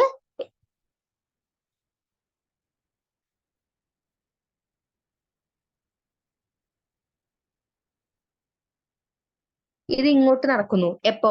ആനോഡില് സാധാ ഉപയോഗിക്കുന്ന സമയത്ത്. ഇനി നമ്മള് റീചാർജ് ചെയ്യുമ്പോൾ, ഞാൻ ഇവിടെ എഴുതാം, എവിടെ എഴുതേണ്ടത്, താഴത്തെ എഴുതാം അല്ലെ. 6 കൊടുക്കണ്ട കേട്ടോ. റീചാർജ് ചെയ്യുന്ന സമയത്ത് എന്താ ഉണ്ടാവുന്നത്, റീചാർജ് ചെയ്യുന്ന സമയത്ത് ഇവിടുന്ന് ഇങ്ങോട്ടേക്ക് നടക്കും. പിടികിട്ടിയോ? അപ്പൊ PbSO4 ഓൺ ആനോഡ് തിരിച്ച് Pbയും SO4 ആയിട്ട് മാറും. ഓക്കെ അല്ലെ. പിടികിട്ടിയോ? മനസ്സിലായോ? ഓക്കെ. ഇതാണ് റിയാക്ഷൻ. അതേപോലെ തന്നെയാണ് കാഥോഡിലും. കാഥോഡില് നോർമലി ഇവിടുന്ന് ഇങ്ങോട്ടേക്കായിരുന്ന റിയാക്ഷൻ, റീചാർജ് ചെയ്യുമ്പോൾ PbSO4 എന്തായിട്ട് മാറും, തിരിച്ച് PbO2 ആയിട്ട് മാറും. പിടികിട്ടിയോ? അങ്ങനെയാണ് റീചാർജ് ചെയ്ത് ഇതിങ്ങനെ ഉപയോഗിക്കുന്നത്. ഓക്കെ അല്ലെ. അതൊന്ന് ഓർത്ത് വെക്കണം. അപ്പൊ റീചാർജ് ചെയ്യുമ്പോൾ എങ്ങനെയാണ് അതിന്റെ ലൈഫ് ടൈം കൂട്ടി കിട്ടുന്നത് ചോദിച്ചു കഴിഞ്ഞാൽ, നമ്മൾ റീചാർജ് ചെയ്യുന്ന സമയത്ത് ഈ ഫ്രണ്ടിലേക്ക് പോയ റിയാക്ഷൻ പിന്നെ ബാക്കിലേക്ക് പോകുന്നു. അപ്പൊ ബാക്ക്വേർഡ് റിയാക്ഷൻ ആയിരിക്കും അവര് കൂടുതലായിട്ട് പ്രൊമോട്ട് ചെയ്യുന്നുണ്ടാവുന്നത്. ഓക്കെ അല്ലെ. അങ്ങനെ നമുക്ക് ഈ സെല്ലിനെ അഗെയിൻ നമുക്ക് എന്ത് ചെയ്യാൻ പറ്റുന്നു, യൂസ് ചെയ്യാനായിട്ട് സാധിക്കുന്നു. ഓക്കെ ആണല്ലോ. പിടികിട്ടിയല്ലോ. ഇതാണ് ഏതിന്റെ എക്സാമ്പിൾ, ലെഡ് സ്റ്റോറേജ് സെല്ലിന്റെ കാര്യം. ഓക്കെ അല്ലെ. ഇതാണ് ലെഡ് സ്റ്റോറേജ് സെല്ലിന്റെ കാര്യം. ഓക്കെ. അടുത്തത് നിക്കൽ കാഡ്മിയം സ്റ്റോറേജ് സെല്ലാണ്. ഇവിടെ ആനോഡ് കാഡ്മിയം ആണ്, cathode metal grid containing NiO2 ആണ്. ഇലക്ട്രോലൈറ്റ് ആയിട്ട് നമ്മൾ പൊട്ടാസ്യം ഹൈഡ്രോക്സൈഡ് സൊല്യൂഷൻ ആണ് യൂസ് ചെയ്യുന്നത്. ആനോഡ് റിയാക്ഷൻ എന്ന് പറയുന്നത് ഈ കാഡ്മിയവും പൊട്ടാസ്യം ഹൈഡ്രോക്സൈഡും കൂടി ചേർന്നിട്ട് കാഡ്മിയം ഹൈഡ്രോക്സൈഡ് ഉണ്ടാവുന്നു. ഓക്കെ അല്ലെ. ഇത് ആനോഡ് റിയാക്ഷൻ ആണ്. കാഥോഡ് ഉണ്ടാകുന്ന റിയാക്ഷൻ എന്ന് പറയുന്നത് നിക്കലിന്റെ ഓക്സൈഡ് അല്ലെ, അതും വാട്ടറും കൂടി ചേർന്നിട്ട് നിക്കലിന്റെ ഹൈഡ്രോക്സൈഡ് ആയിട്ട് മാറുന്നു. ഇത് കാഥോഡ് റിയാക്ഷൻ ആണ്. ടോട്ടൽ റിയാക്ഷൻ എന്ന് പറയുന്നത് കാഡ്മിയവും NiO2 കൂടി ചേർന്നിട്ട് എന്തുണ്ടാവുന്നു? കാഡ്മിയം ഹൈഡ്രോക്സൈഡ് നമുക്ക് ഫോം ചെയ്യുന്നു. ഓക്കെ അല്ലെ? ഇത് ഇവിടുത്തെ നെറ്റ് റിയാക്ഷൻ ആയിട്ട് മാറുന്നു. ഇവിടുത്തെ സെൽ പൊട്ടൻഷ്യൽ എന്ന് പറയുന്നത് 1.4 വോൾട്ട് ആണ്. സെൽ പൊട്ടൻഷ്യൽ എന്ന് പറയുന്നത് 1.4 വോൾട്ട് ആണ്. ഓക്കെ അല്ലേ? പിടികിട്ടിയല്ലോ? യെസ്. ഇതാണ് നിക്കൽ കാഡ്മിയം സെല്ലിൽ വരുന്നത്. ഓക്കെ ആണല്ലോ? ഇനി അടുത്ത നമുക്ക് നോക്കാനായിട്ട് വരുന്നത് ഫ്യൂവൽ സെല്ലുകളാണ്. വളരെ ഇമ്പോർട്ടന്റ് ആയിട്ടുള്ള ആൾക്കാരാണ് ഈ ഫ്യൂവൽ സെല്ലുകൾ എന്ന് പറയുന്നത്. ഫ്യൂവൽ സെൽ എന്ന് പറയുന്നത് വളരെ ഇമ്പോർട്ടന്റ് ആയിട്ടുള്ള ആൾക്കാരാണ്. ഓക്കെ അല്ലെ? Galvanic cells which use energy of combustion of fuels like hydrogen, methane അല്ലെ, അതുപോലെ CH3OH, methanol etcetera are the sources to produce electrical energy and are called fuel cells. The fuel cells are pollution free and have high efficiency. അപ്പൊ എന്താണ് fuel cell എന്ന് പറഞ്ഞു കഴിഞ്ഞാൽ galvanic cells ആണല്ലേ. എന്തിനു വേണ്ടിയിട്ടാണ്? Design to convert energy of combustion of fuels directly into electrical energy. അതായത് ഫ്യൂവൽസിന്റെ കമ്പഷൻ വഴി ഉണ്ടാകുന്ന എനർജീനെ, ഫ്യൂവൽസ് എന്ന് പറയുമ്പോൾ നമ്മുടെ മീഥേൻ, മെത്തനോള്, അല്ലെ, മീഥേന്, മെത്തനോള്, അതുപോലെ ഹൈഡ്രജൻ പോലെയുള്ള ഫ്യൂവലുകളുടെ കമ്പഷൻ വഴി, ജ്വലനം വഴി ഉണ്ടാകുന്ന എനർജീനെ എന്തായിട്ട് മാറ്റുന്നു? അതിൽ നിന്നും ഇലക്ട്രിക്കൽ എനർജി പ്രൊഡ്യൂസ് ചെയ്യുന്നു അല്ലെ. അങ്ങനെയുള്ള സെല്ലുകളെ നമ്മൾ ഫ്യൂവൽ സെൽ എന്ന് വിളിക്കുന്നത്. അവർ പൊല്യൂഷൻ ഫ്രീ ആയിരിക്കും, അതുപോലെ ഹൈ എഫിഷ്യൻസിയും ഉണ്ടായിരിക്കും. അങ്ങനെ ഒരു ഫ്യൂവൽ സെല്ലാണ് ഹൈഡ്രജൻ ഓക്സിജൻ ഫ്യൂവൽ സെൽ എന്ന് പറയുന്നത്. അവിടെ ഇലക്ട്രോഡ്, ഇലക്ട്രോലൈറ്റ് ഒക്കെ ഒന്ന് നോക്കിക്കഴിഞ്ഞു കഴിഞ്ഞാൽ ഇലക്ട്രോഡുകൾ made up of porous graphite impregnated with catalyst, platinum അല്ലെങ്കിൽ എന്താണ്, silver or a metal oxide. അപ്പോ ഇതില് ഈ നമ്മൾ എന്താ ചെയ്യാന്ന് വെച്ച് കഴിഞ്ഞാൽ ഇവിടെ ഇലക്ട്രോഡുകളായിട്ട് നമ്മൾ പോറസ് ആയിട്ടുള്ള ഗ്രാഫൈറ്റ്, പോറസ് എന്ന് പറയുമ്പോൾ ഇങ്ങനെ ഓട്ടയുള്ള ഗ്രാഫൈറ്റിന്റെ ഇലക്ട്രോഡുകളാണ് നമ്മൾ ഉപയോഗിക്കുന്നത്. ഇലക്ട്രോലൈറ്റ് ആയിട്ട് നമ്മൾ പൊട്ടാസ്യം ഹൈഡ്രോക്സൈഡോ അല്ലെങ്കിൽ സോഡിയം ഹൈഡ്രോക്സൈഡ് ഒക്കെയാണ് നമ്മൾ എടുക്കുന്നത്. ഓക്കെ. അപ്പൊ ഈ ഒരു ഹൈഡ്രജൻ ഓക്സിജൻ ഫ്യൂവൽ സെല്ലില് നമ്മൾ കാർബൺ ഇലക്ട്രോഡുകൾ അല്ലെങ്കിൽ ഗ്രാഫൈറ്റ് ഇലക്ട്രോഡാണ് നമ്മൾ എന്തായിട്ട് എടുക്കുന്നത്? ഇവിടുത്തെ നമ്മുടെ ഒരു ഇലക്ട്രോഡുകളായിട്ട് നമ്മൾ എടുക്കുക. അപ്പൊ ഈ ഇലക്ട്രോഡിൽ നമ്മൾ സോഡിയം ഹൈഡ്രോക്സൈഡ് അല്ലെങ്കിൽ പൊട്ടാസ്യം ഹൈഡ്രോക്സൈഡ് ഒക്കെ നമ്മൾ ഇലക്ട്രോലൈറ്റ് ആയിട്ട് നമ്മൾ എടുക്കുന്നത്. ഓക്കെ അല്ലേ? അപ്പൊ നമ്മൾ എന്ത് ചെയ്യുന്നു വെച്ച് കഴിഞ്ഞു കഴിഞ്ഞാൽ ഈ ഹൈഡ്രജൻ ഓക്സിജൻ സെല്ലുകളൊക്കെ ഇല്ലേ, അല്ലെങ്കിൽ ഹൈഡ്രജൻ ഓക്സിജൻ ഗ്യാസ് ഒക്കെ ഇല്ലേ, നമ്മൾ ഈ പോറസ് ആയിട്ടുള്ള കാർബണിലൂടെ നമ്മൾ എന്ത് ചെയ്യുന്നു? ബബിൾ ചെയ്ത് വിടുകയാണ് നമ്മൾ ചെയ്യുന്നത്. ഓക്കെ. ഈ ഒരു ഹൈഡ്രജൻ ഓക്സിജൻ ഫ്യൂവൽ സെല്ലില് അപ്പൊ നമ്മൾ എന്ത് ചെയ്യുന്നു? കണ്ടിന്യൂസ് ആയിട്ട് ഈ ഹൈഡ്രജനെയും ഓക്സിജനെയും നമ്മൾ ഈ സെല്ലിലേക്ക് ഇങ്ങനെ ബബിൾ ചെയ്ത് കയറ്റി വിടുകയാണ് ഇവിടെ ചെയ്യുന്നത്. അപ്പോൾ ഓക്സിഡേഷൻ ഹാഫ് സെല്ലും റിഡക്ഷൻ ഹാഫ് സെല്ലും നമുക്ക് തന്നിട്ടുണ്ട്. ഇവിടെ ഓക്സിഡേഷൻ റിഡക്ഷൻ എന്ന് പറയുമ്പോൾ ആനോഡിൽ എന്താ സംഭവിക്കുന്നത്? ആനോഡിൽ നമ്മൾ ഓക്സിഡേഷനാ പറഞ്ഞു അല്ലെ. അപ്പൊ ഇവിടെ ഈ ഹൈഡ്രജനും ഈ ഹൈഡ്രോക്സൈഡ് അയോണും കൂടി ചേർന്നിട്ട്, അല്ലെങ്കിൽ 2H2+4OH- കൂടി ചേർന്നിട്ട് വാട്ടർ ആണ് ഉണ്ടാവുന്നത് ആനോഡില്. അതുപോലെ ഓക്സിജനും 2H2O കൂടി ചേർന്നിട്ട് 4 ഇലക്ട്രോണുകളെ സ്വീകരിച്ച് ഹൈഡ്രോക്സൈഡ് അയോൺ ഫോം ചെയ്യാണ് ചെയ്യുന്നത് കാഥോഡില്. ഓക്കെ. ഇവിടുത്തെ ഓവറോൾ റിയാക്ഷൻ എന്ന് പറയുന്നത് 2H2+O2 ഗീവ്സ് 2H2O. അതാണ് ഇവിടുത്തെ ഓവറോൾ റിയാക്ഷൻ. ഓക്കെ അല്ലെ? ഓവറോൾ റിയാക്ഷൻ എന്ന് പറയുന്നത്. ഓക്കെ. അപ്പൊ ഈ ഇലക്ട്രോഡ്സിന്റെ ഒരു റിയാക്ഷൻ ഒന്ന് ഓർത്ത് വെക്കണേ. Anode, cathode, overall reaction. അപ്പൊ ഇതിന്റെ അഡ്വാൻറ്റേജസ് എന്തൊക്കെയാ ചോദിച്ചു കഴിഞ്ഞു കഴിഞ്ഞാൽ മെയിൻലി നമ്മുടെ ഈ സെല്ലുകളുടെ അഡ്വാൻറ്റേജസ് എന്തൊക്കെയാന്ന് ചോദിച്ചു കഴിഞ്ഞു കഴിഞ്ഞാൽ നമുക്ക് പറയാൻ പറ്റും. ഇവിടുത്തെ തന്നിട്ടില്ല ഇതിൽ അഡ്വാൻറ്റേജസ്. പൊല്യൂഷൻ ഫ്രീ ആണ്, അതുപോലെ ഹൈ എഫിഷ്യൻസി കൂടുതലായിരിക്കും, നമ്മൾ പറഞ്ഞു കഴിഞ്ഞു അല്ലെ. അതുപോലെ ഹൈ എഫിഷ്യൻസി ആയിരിക്കും. പിന്നെ runs continuously as long as the reactance are supplied. നമ്മൾ ഈ റിയാക്ടൻസ് എത്രത്തോളം സപ്ലൈ ചെയ്യും, ഇപ്പൊ ഹൈഡ്രജനും ഓക്സിജനും നമ്മൾ എത്രത്തോളം നമ്മളിങ്ങനെ സപ്ലൈ ചെയ്യുന്നു, അത്രത്തോളം കണ്ടിന്യൂസ് ആയിട്ട് അതെന്ത് ചെയ്യും? ഇങ്ങനെ റൺ ചെയ്തുകൊണ്ടേയിരിക്കും കേട്ടോ. അങ്ങനെയുള്ള ഫ്യൂവൽ സെൽസ് ആണ് നമ്മുടെ ഹൈഡ്രജൻ ഓക്സിജൻ ഫ്യൂവൽ സെല്ലുകൾ എന്ന് പറയുന്നത്. ഓക്കെ അല്ലെ? അപ്പൊ ആനോഡ്, കാഥോഡ് റിയാക്ഷൻസ് ഒന്ന് ഓർത്ത് വെക്കുക. ഓക്കെ. ഓവറോൾ റിയാക്ഷൻ ഒന്ന് ഓർത്ത് വെക്കുക. അതുപോലെ ആനോഡായിട്ടും കാഥോഡായിട്ടും യൂസ് ചെയ്യുന്ന ആൾക്കാരെയും ഒന്ന് ഓർത്ത് വെക്കുക. ഓക്കെ അല്ലെ? ഇവിടുത്തെ EMF എന്ന് പറയുന്നത് 1 വോൾട്ട് ആയിരിക്കും കേട്ടോ. ഓക്കെ. നെക്സ്റ്റ് വരുന്നത് ലാസ്റ്റ് പോർഷൻ ആണ്, കൊറോഷൻ എന്ന് പറയും. അതായത് നമ്മുടെ ഇപ്പം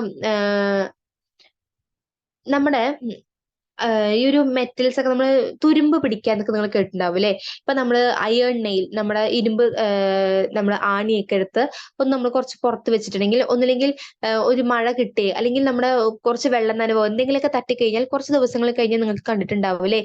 അതൊക്കെ തുരുമ്പിച്ച് വരുന്നതായിട്ട് നിങ്ങൾ കണ്ടിട്ടുണ്ടാവും.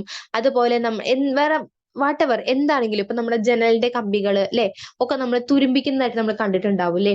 ഓക്കെ, അത് the slow formation of undesirable compounds such as oxide, sulfide, or carbonates at the surface of the metal by reaction with moisture and other atmospheric gases is known as corrosion.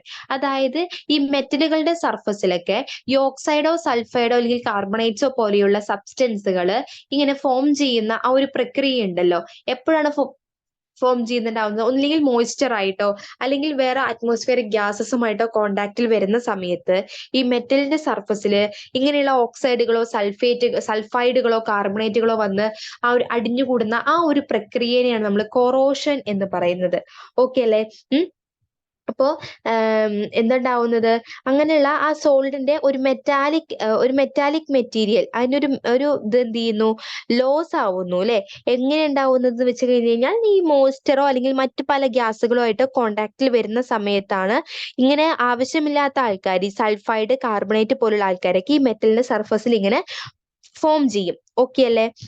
അപ്പൊ ഏറ്റവും കൂടുതൽ reactive ആയിട്ടുള്ള metals ആയിരിക്കും പെട്ടെന്ന് തന്നെ കൊറോഷനിൽ വരുന്നുണ്ടാവുന്നത്. ഏറ്റവും കൂടുതൽ ഇപ്പൊ നിങ്ങൾ റിയാക്ടിവിറ്റി സീരീസ് ഒക്കെ പഠിച്ചു അല്ലെ? അതിൽ റിയാക്ടിവിറ്റി കൂടുതൽ വരുന്ന ആൾക്കാരാണ് പെട്ടെന്ന് കൊറോഡഡ് ആയിട്ട് മാറുന്നത്. ഓക്കെ അല്ലേ?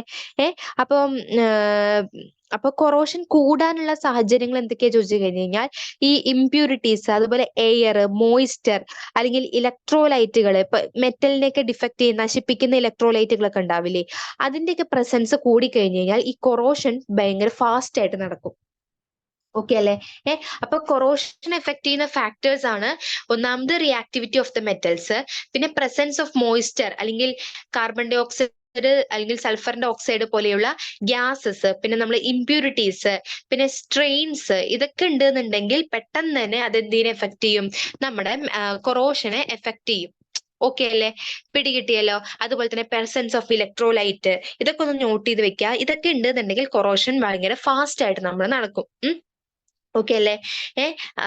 ഇനി എന്താണ്, ക്ലാവ് പിടിക്കാൻ നിങ്ങൾ കേട്ടിട്ടുണ്ടാവില്ലേ, അലുമിനിയം, അതുപോലെ ടാർണിഷിംഗ് ഓഫ് സിൽവർ, അതുപോലെ തന്നെ റസ്റ്റിംഗ് ഓഫ് അയൺ, ഇതൊക്കെയാണ് കൊറോഷന്റെ എക്സാമ്പിൾസ് ആയിട്ട് നമ്മൾ പറയുന്നത്. ഓക്കെ അല്ലേ? ഇനി ഇവിടുത്തെ മെക്കാനിസം എന്താന്ന് ചോദിച്ചു കഴിഞ്ഞു കഴിഞ്ഞാൽ, അതായത് കൊറോഷൻ നടക്കുന്ന സമയത്ത് എന്തുണ്ടാവുന്നത് ചോദിച്ചു കഴിഞ്ഞാൽ, A metal is oxidized by loss of electrons to oxygen and form oxides. It is essentially an electrochemical phenomenon. At a particular spot of an object made of iron, oxidation takes place and that spot behaves as anode. അതായത് ഇവിടെ എന്താ സംഭവം എന്ന് വെച്ച് കഴിഞ്ഞാൽ, just ഒന്ന് മനസ്സിലാക്കി വെക്കാനേ ഉള്ളൂ. ഇവിടെ എന്താ സംഭവം എന്ന് വെച്ച് കഴിഞ്ഞാൽ, കൊറോഷന്റെ സമയത്ത് ഒരു മെറ്റൽ എന്ത് ചെയ്യുന്നു, ഓക്സിഡൈസ് ചെയ്യുന്നു. എങ്ങനെയാണ് ഓക്സിഡൈസ് ചെയ്യുന്നത്? നിങ്ങൾക്കറിയാം അല്ലെ? ലോസ് ഓഫ് ഇലക്ട്രോൺസ് ലോസ് ചെയ്തിട്ടാണ് ഓക്സിഡേഷൻ നടക്കുന്നത് അല്ലെ? അപ്പോ മെറ്റൽ ഓക്സിഡൈസ് ചെയ്തിട്ട് O2 ആയിട്ട് മാറുന്നു. എന്നിട്ട് എന്ത് ഫോം ചെയ്യുന്നു? ഓക്സൈഡ് ഫോം ചെയ്യുന്നു. ഓക്കെ അല്ലേ?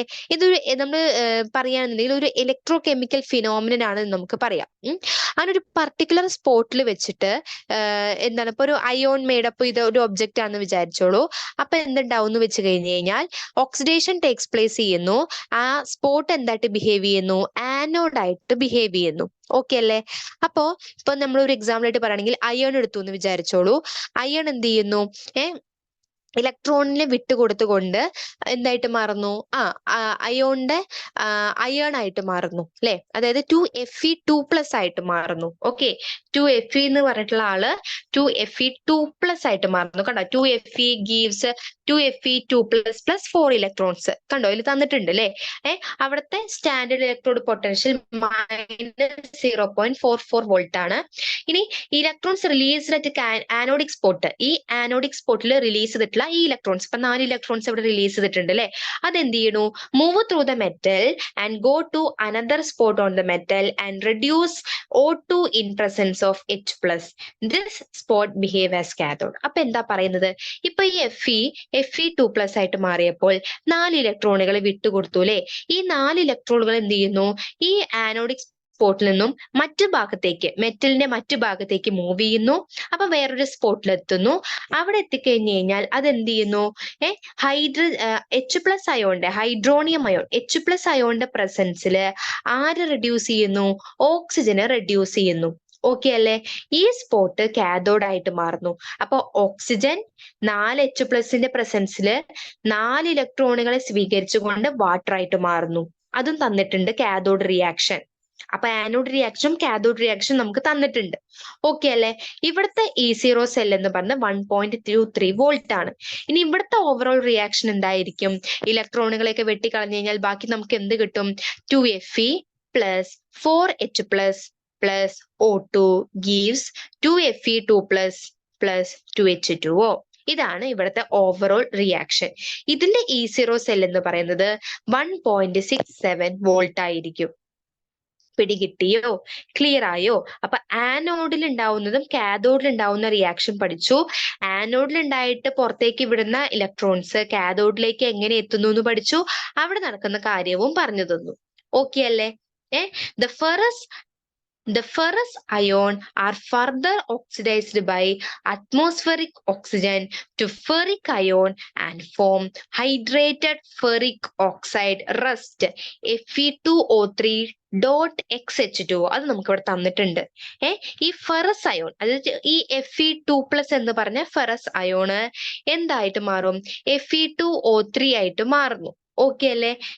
അതിനുശേഷം അതായത് ഫെറിക് അയോൺ ആയിട്ട് മാറുന്നു. അതിനുശേഷം അത് വാട്ടറുമായിട്ട് റിയാക്ഷൻ നടന്നു, അല്ലെങ്കിൽ ഹൈഡ്രേറ്റഡ് ആയിട്ടുള്ള റിയാക്ഷൻ നടന്നിട്ട് ഹൈഡ്രേറ്റഡ് ഫെറിക് ഓക്സൈഡ്, വളരെ ഇമ്പോർട്ടന്റ് ആണ് ഹൈഡ്രേറ്റഡ് ഫെറിക് ഓക്സൈഡ് എന്നുള്ള കാര്യം. ഹൈഡ്രേറ്റഡ് ഫെറിക് ഓക്സൈഡ് ആയിട്ട് മാറുന്നതാണ്. കണ്ടോ? Fe2O3.XH2. അതിനെ നമ്മൾ ഹൈഡ്രേറ്റഡ് ഫെറിക് ഓക്സൈഡ് എന്ന് പറയുന്നത്. അതാണ് റസ്റ്റ്.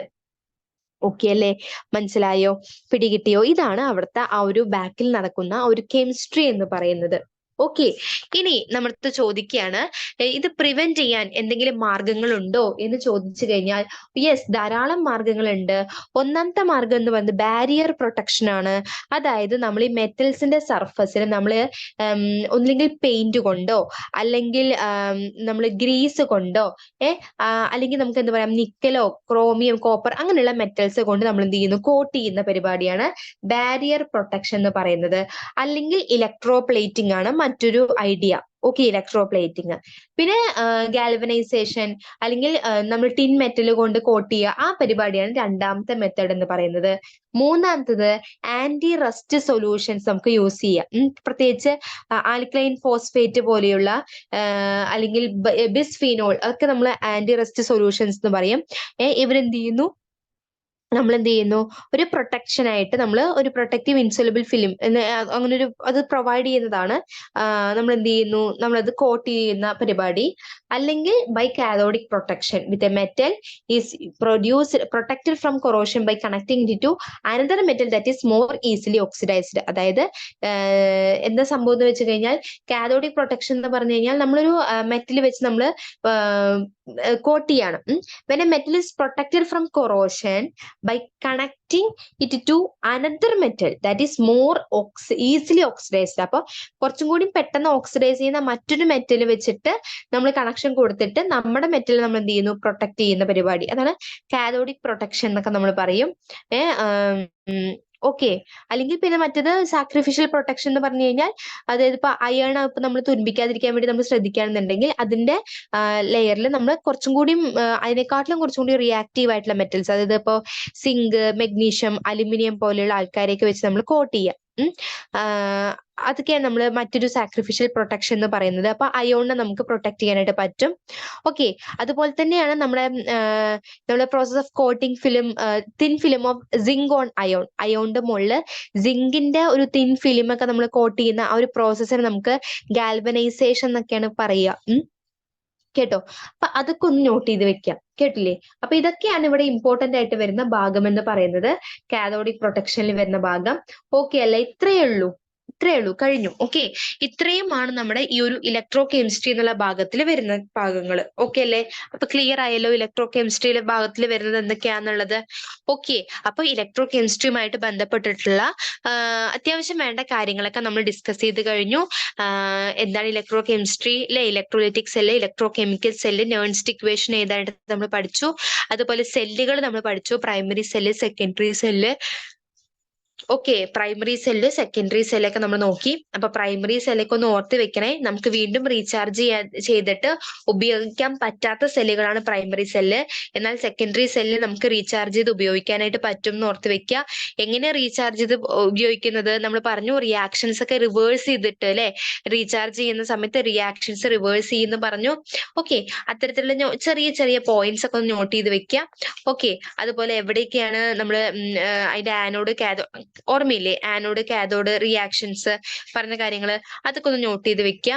പിന്നെ നമ്മുടെ വീക്ക് ഇലക്ട്രോലൈറ്റ്, ഇത് മോളാർ കണ്ടക്ടിവിറ്റി ട്ടോ, വീക്ക് ഇലക്ട്രോലൈറ്റിന്റെയും സ്ട്രോങ് ഇലക്ട്രോലൈറ്റിന്റെയും ഒക്കെ മോളാർ കണ്ടക്ടിവിറ്റി ആ ഭാഗം. ഓക്കെ, അതൊക്കെ വളരെ നന്നായിട്ട് നോക്കി വെക്കുക. പിന്നെ നമ്മുടെ കുറച്ച് ലോസുകൾ അല്ലെ, Kohlrausch's law, Debye Huckel Onsager equation, പിന്നെ ഫാരഡേസിന്റെ ലോ. അതിൽ ഫാരഡേസിന്റെ നമ്മൾ ഇത് പറഞ്ഞല്ലേ, 1 Faraday equal to 96,500 coulomb per mole, ആ കാര്യം. അപ്പൊ അതൊക്കെ അങ്ങനെയുള്ള കുറച്ച് പോയിന്റ്സ് ഒക്കെ നോട്ട് ചെയ്ത് വെക്കുക. ഓക്കെ അല്ലേ? ക്ലിയർ ആണല്ലോ അല്ലെ? അപ്പൊ ഇത്രയുമാണ് നമ്മുടെ ഇലക്ട്രോ കെമിസ്ട്രി എന്നുള്ള ഭാഗം. അപ്പൊ നമ്മൾ already first, second, third chapter ഇപ്പൊ കംപ്ലീറ്റ് ആയി. ഫസ്റ്റ് 2 ചാപ്റ്റേഴ്സ് നമ്മൾ എടുത്തു കഴിഞ്ഞിട്ടുണ്ട്. എന്താണ്, സൊല്യൂഷൻസും കഴിഞ്ഞു, അതുപോലെ തന്നെ സോളിഡ് സ്റ്റേറ്റും നമ്മൾ കംപ്ലീറ്റഡ് ആണ്.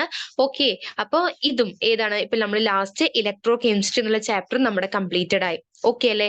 സോ നെക്സ്റ്റ് ക്ലാസ്സിൽ നമ്മൾ എന്ത് സ്റ്റാർട്ട് ചെയ്യും, കെമിക്കൽ കൈനറ്റിക്സ് എന്നുള്ള ചാപ്റ്റർ ആണ് നമ്മൾ എടുക്കാനായിട്ട് പോകുന്നത്. ഓക്കെ, അതിൽ first order reaction, second order reaction, അങ്ങനെ ചെറിയ ചെറിയ ഭാഗങ്ങളൊക്കെ ഉള്ളൂ.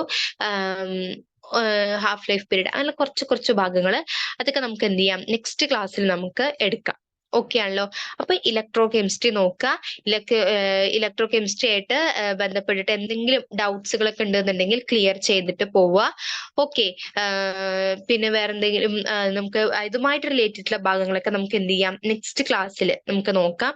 ഓക്കെ, ഇതിൽ പ്രോബ്ലംസ് ഒന്നും മെയിൻലി നമുക്ക് വരുന്നില്ല. ഓക്കെ, നമുക്ക് എപ്പോഴും ഈ സെൽ റെപ്രസെന്റേഷൻ, അങ്ങനെയുള്ള galvanic cell, electrolytic cell, electro chemical സെല്ലുകൾ, ഇതിന്റെയൊക്കെ സെൽ റെപ്രസെന്റേഷൻ, അതുപോലെ നേൺസ്റ്റ് ഇക്വേഷൻ, അങ്ങനെയുള്ള ഭാഗങ്ങള്, പിന്നെ ഗ്രാഫിൽ ആ ഒരു ഡെൽറ്റ എം, ലാംഡ എം, അതായത് മോളാർ കണ്ടക്ടിവിറ്റിയുടെ ഭാഗം, അങ്ങനെയുള്ള ഭാഗങ്ങളൊക്കെയാണ് ഗ്രാഫിൽ നമുക്ക് വരുന്നുണ്ടാവുന്നത്.